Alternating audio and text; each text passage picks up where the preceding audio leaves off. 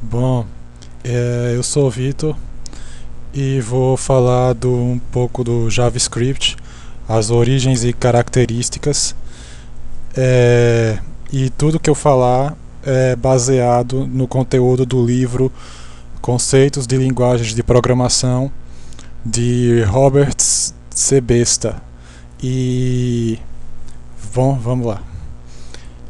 Primeiro, as origens. O JavaScript é, foi no começo chamado de LiveScript e foi desenvolvido na Netscape, mas no fim de 1995 o LiveScript virou um projeto conjunto da Netscape e da Sun Microsystems, e então eles mudaram o seu nome para JavaScript. E em 1996 um padrão de linguagem foi desenvolvido pela Associação Europeia de Fabricantes de Computadores, chamado de SMA 262, e esse padrão também foi aprovado pela Organização Internacional de Padrões, como a ISO 16262. E por causa da rápida aceitação que o JavaScript teve, a Microsoft criou sua própria variação, chamada de JScript.net, que só possui algumas diferenças em relação ao JavaScript. E essas são as origens do JavaScript. Agora, as características é que, bom, um interpretador JavaScript pode ser embarcado em várias aplicações, mas a mais usual é o seu uso em navegadores web, onde o código do JavaScript é embarcado em documentos HTML e interpretado pelo navegador quando os documentos são mostrados. Os principais usos do JavaScript na programação web são a validação de dados de entrada de formulários e a criação de documentos HTML dinâmicos. E ele também pode ser usado com um framework de desenvolvimento WebRails. E apesar do nome, a única relação que ele tem com Java é uma sintaxe similar. Ele possui várias diferenças de Java.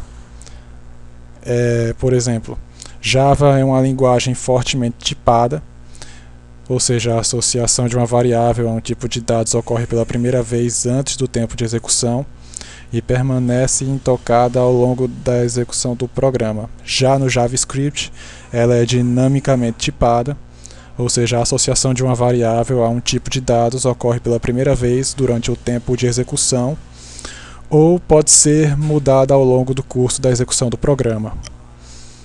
E as cadeias de caracteres e os vetores de JavaScript têm tamanho dinâmico. Assim, os índices de vetores não são verificados, mas isso é obrigatório em Java. E Java oferece suporte completo para a programação orientada a objetos, mas o JavaScript não oferece suporte para a herança nem para a vinculação dinâmica de chamada a métodos.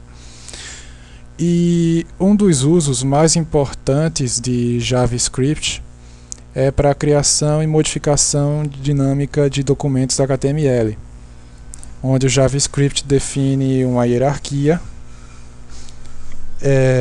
de objetos que casa com um modelo hierárquico de um documento HTML definido pelo Document Object Model, chamado de DOM. Elementos de um documento HTML são acessados por meio desses objetos, fornecendo a base para o controle dinâmico dos elementos dos documentos. E o JavaScript é atualmente a principal linguagem para programação de cliente-servidor, que é uma estrutura de aplicação distribuída que distribui tarefas e cargas de trabalho entre os fornecedores de um recurso ou serviço, designados como servidores, e os requerentes dos serviços, designados como clientes. E as razões para se usar JavaScript, se continuar usando, é a sua similaridade com C e Java, mas com uma sintaxe mais simples de entender para o desenvolvedor de nível médio. A plataforma é web, o que dá uma grande liberdade. O uso do Ajax traz sempre novos desenvolvedores de JavaScript. E o JavaScript não se limita só aos navegadores.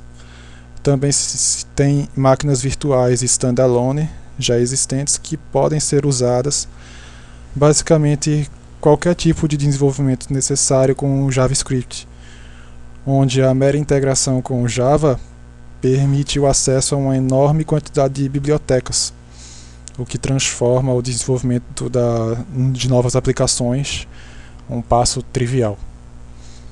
E este é um exemplo de um código em JavaScript, para vocês verem como é. E é isso. Espero que tenham gostado.